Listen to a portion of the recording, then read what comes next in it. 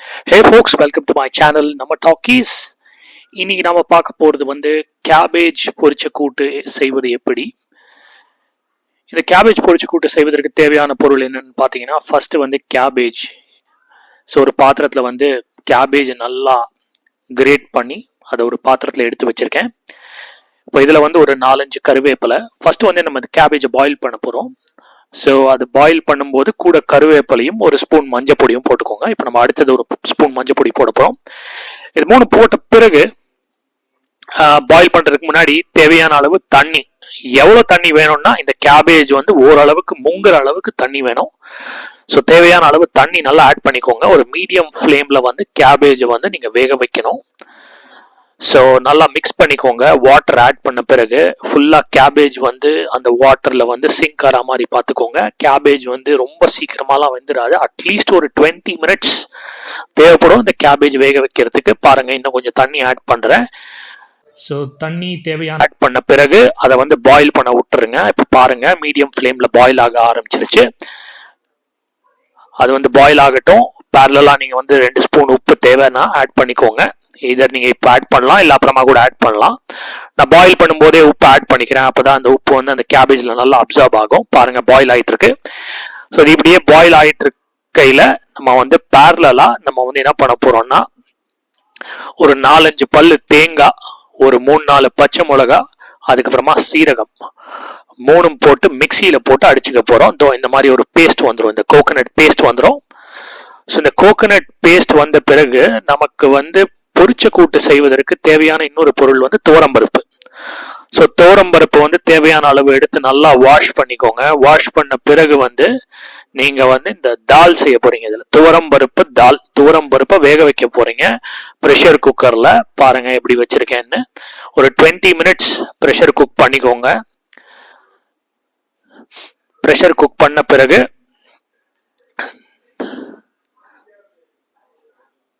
நம்ம வந்து திருப்பியும் வந்து இந்த கேபேஜ் வெந்துருச்சா அப்படிங்கிறத வந்து நம்ம செக் பண்ணுவோம்.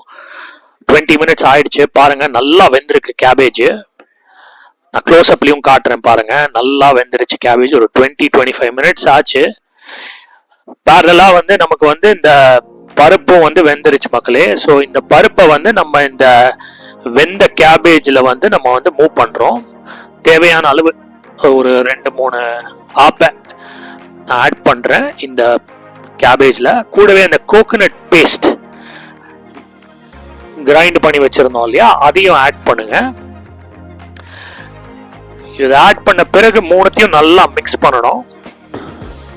ஸோ நார்மலாக பார்த்தீங்கன்னா அந்த மிக்சி ஜாரில் வந்து கோகனட் பேஸ்ட் நிறைய ஒட்டிட்டு இருக்கோம். நீங்கள் அந்த ஒட்டிட்டு இருக்கிறதெல்லாம் வந்து வாட்டரில் வந்து வாஷ் பண்ணிட்டு அப்படியே அந்த லிக்விடை வந்து அந்த கேபேஜ் கூட்டோட நீங்கள் சேர்த்துருங்க. ஸோ தட் நம்ம வந்து கோகனட் வந்து நம்ம வேஸ்ட் பண்ண மாட்டோம். நம்மளுக்கே தெரியும் கோகனட் வந்து எவ்வளோ எக்ஸ்பென்சிவ் அப்படின்னு. நம்ம கேபேஜ் கூட்டு வந்து ரெடி ஆயிடுச்சான்னு கேட்டிங்கன்னா இன்னும் ரெடி ஆகலை. ஏன்னா வந்து இன்னொரு ஒரு சின்ன ப்ரொசீஜர் பாக்கி இருக்குது. ஸோ இது அப்படியே மீடியம் ஃப்ளேமில் நல்லா பாயில் ஆகட்டும். ஏன்னா அந்த கோகனட் பேஸ்ட்டில் பார்த்தீங்கன்னா வந்து உங்களுக்கு வந்து அந்த பச்சை வாசனை போகணும். அதனால வந்து இது கொஞ்சம் நேரம் பாயில் ஆகிட்டு இருக்கட்டும். பாயில் ஆன பிறகு நீங்கள் அதை எடுத்து வைங்க சைடில். இப்போ வந்து இலுப்புச்சட்டியில் வந்து நீங்கள் வந்து ஃபர்ஸ்ட்டு வந்து எண்ணெய் ஊற்றிடுங்க. இலுப்புச்சட்டி காஞ்ச பிறகு ஆஸ் யூஷுவல் கடுகு, ஒரு ஸ்பூன் கடுகு ஆட் பண்ண பிறகு நல்லா அந்த கடுகு வந்து பொரிக்க ஆரம்பிக்கும். உங்களுக்கு அது பார்த்தா தெரியும். பாருங்க, கடுகு நல்லா பொரிக்க ஆரம்பித்த பிறகு நீங்கள் வந்து அடுத்தது வந்து நீங்கள் வந்து 2 ஐட்டம் எடுத்து வச்சுக்கோங்க. ஒன்று வந்து சிவப்பு மிளகா, ஒரே ஒரு சிவப்பு மிளகா போதும். அதை வந்து 2ஆ கட் பண்ணி நான் வந்து இது போட்டிருக்கேன். அதுக்கப்புறமா வந்து ஒரு ஸ்பூன் உளுந்து. ஸோ இதுவும் ஆட் பண்ணியாச்சு. நல்லா மிக்ஸ் பண்ணுங்க.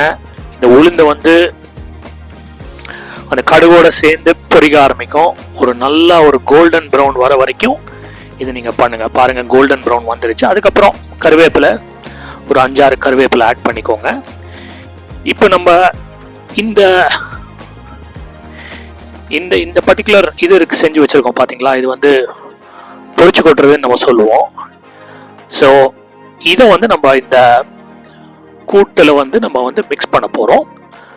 ஸோ இப்போ வந்து நீங்கள் அதை வந்து அந்த இலுப்பு சட்டியிலேருந்து அந்த கேபேஜ் கூட்டு செஞ்சு வச்சுருக்கீங்க இல்லையா, அதுக்கு வந்து இதை வந்து ட்ரான்ஸ்ஃபர் பண்ணுங்க. ஸோ இது வந்து டெஃபினட்டாக வந்து அந்த கேபேஜ் கூட்டுடைய டேஸ்ட்டை வந்து பல மடங்கு கூட்டும். ஸோ இப்போ நம்மளுடைய பொரிச்ச கூட்டு வந்து ரெடி ஆயிடுச்சு.